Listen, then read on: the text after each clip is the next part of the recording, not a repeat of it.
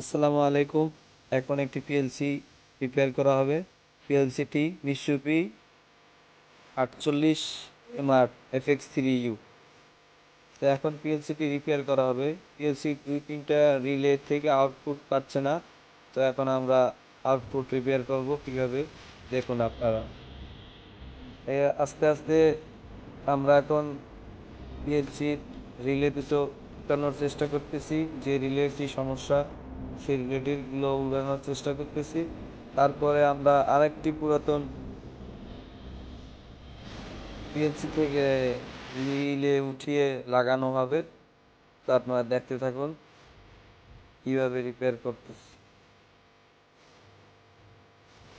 এভাবে কিন্তু PLC repair করা যায়। আর সার্কিট থেকে সমস্যা হলে সেম সার্কিট পাওয়ার গেলে ঠিক করা যায়। ধন্যবাদ এতক্ষণ সবাই ভিডিও দেখার জন্য।